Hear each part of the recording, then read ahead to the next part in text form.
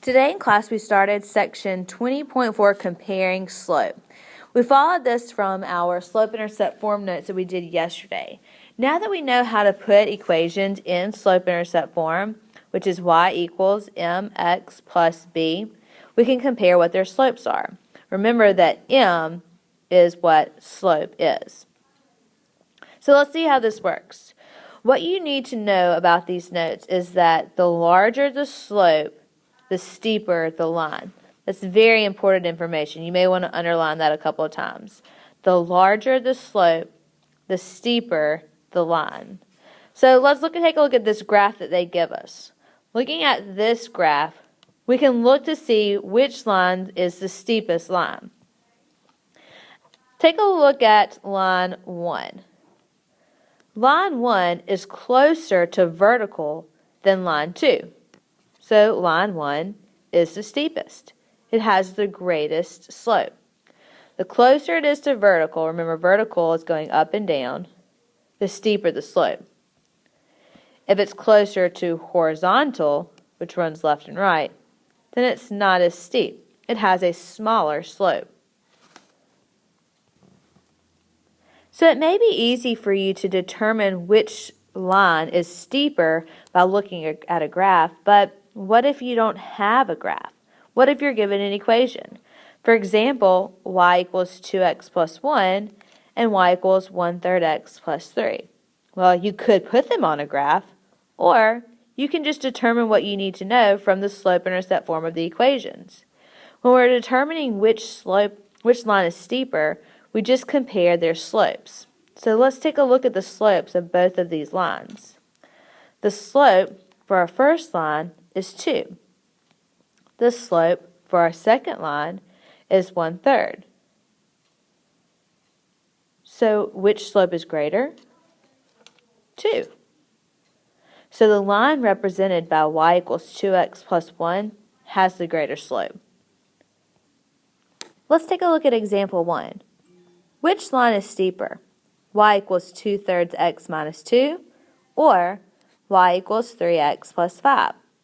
Well, again, you could graph this, but let's just compare their slopes instead. 2/3 and 3/5. 2/3, and we'll compare it to 3/5. Well, we had different ways that you can compare fractions. What we did in class today was change them to have a common denominator. And we decided that our common denominator needed to be 15. Well, 3 goes into 15 5 times, and 5 times 2 is 10. 5 goes into 15 3 times, and 3 times 3 is 9. So let's compare. 10/15 or 9/15.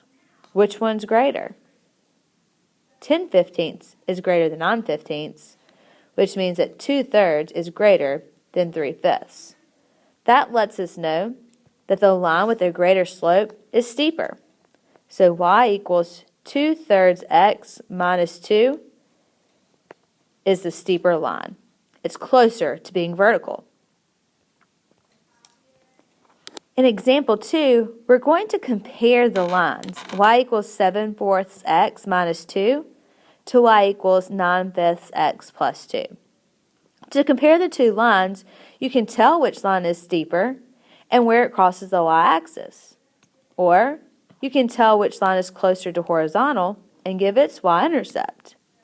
So let's first compare our slopes, 7/4 and 9/5.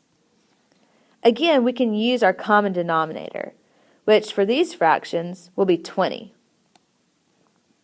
4 goes into 20 5 times, and 5 times 7 is 35.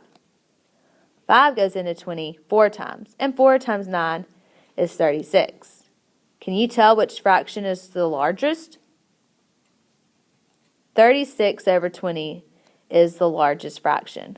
That means that 9/5 is the steeper slope. So y equals 9/5 x plus 2 is steeper. So we can write our answer in two different ways.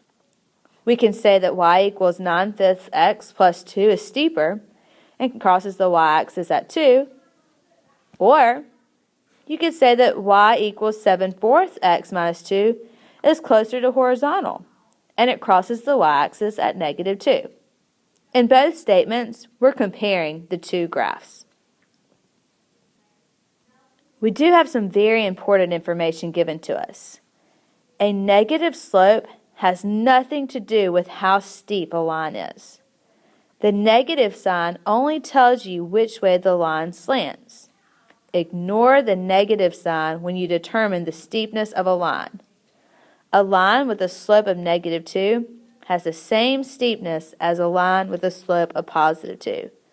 Do something on your notes to bring your attention to this so it always sticks out when you look at your notes.